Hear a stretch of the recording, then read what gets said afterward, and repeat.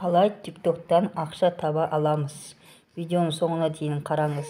Сізге TikToктан ақша табудың 6 түрі туралы айтатын боламын. Соның ең соңғы 2 түрінен міндетті түрде ақша табатын боласыз.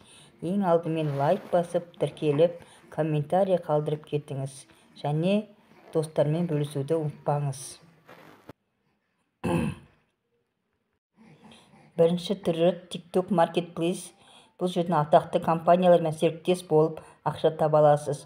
Ол үшін сіздің жасыңыз 18-ден асқан болу қажет. Сіздің аккаунтыңызда 10 000 активный подписчик болу қажет. Егер сіз накрутка болса, сізді бұл жерде қабылдамайтын болады. Кейін 30 күн аралығында аккаунтыңызда кем дегенде 3 видеодан көп видео салыну қажет. Видеоларыңыздың просмотры көп болу қажет. Сонымен қатар сізде нарушение болмау қажет.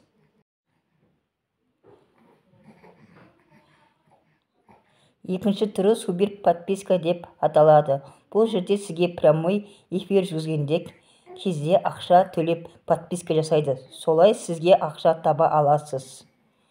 Бұл түрін қосу үшін сізге прямой эфирге доступ болу қажет. Және аккаунтыңызда 1000 подписчик болу қажет. Сонымен қатар прямой эфирде 30 минуттан көп отыру қажет. Және де подписканы бағасын өзіңіз қоя аласыз.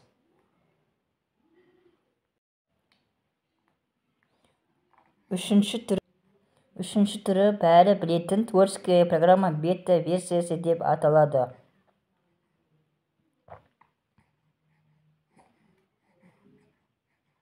Оны бәрі біледі.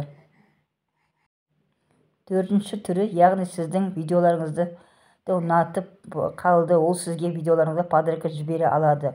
Бұл түрін қосу үшін сізде аккаунтыңызда 1000 подписчик болу қажет.